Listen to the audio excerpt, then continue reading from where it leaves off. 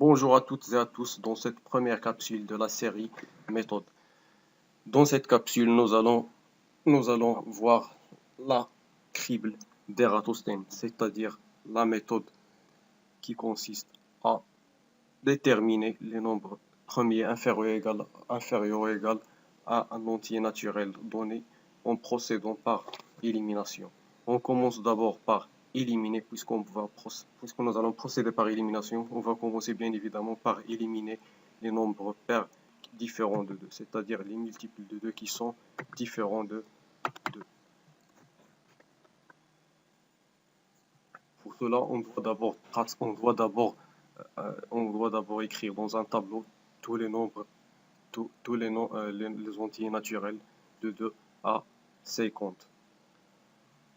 Dans cet écran, vous voyez bien que j'ai écrit en rouge les nombres de 3, 5 et 7. Ce sont les nombres premiers qu'un débutant peut facilement identifier puisqu'ils ne sont divisibles que par 1 et que par eux-mêmes.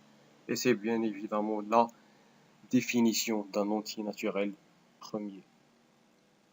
Alors, commençons d'abord par l'élimination des nombres pairs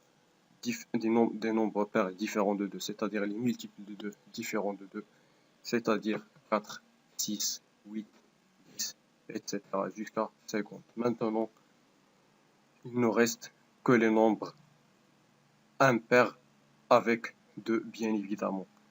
Faisons maintenant la même technique, ou bien la même chose avec le nombre 3, c'est-à-dire nous allons éliminer les multiples de 3 qu'on n'a pas déjà éliminés, c'est-à-dire 9,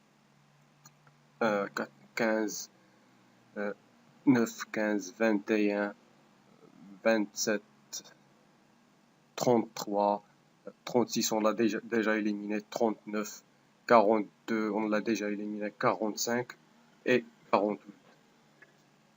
Faisons maintenant la même chose pour 5, c'est-à-dire nous allons éliminer les nombres qu'on n'a pas déjà éliminés, c'est-à-dire 25 et 35. En ce qui concerne 10, 15, 20, 30, 40 et 45, on les a déjà éliminés. Puis, nous allons faire la même chose, bien évidemment, pour le nombre 7. Les multiples de 7 qu'on n'a pas déjà éliminés sont 14, on l'a déjà éliminé. Nous avons déjà éliminé 14, 21, même chose. On a déjà éliminé 28, on a déjà éliminé 35, on a déjà éliminé 42. Il nous reste seulement 49. Comme ça, on a éliminé tous les nombres inférieurs ou égaux à 50 qui ne sont pas premiers. Alors, tous les nombres qui restent sont bien évidemment des nombres premiers.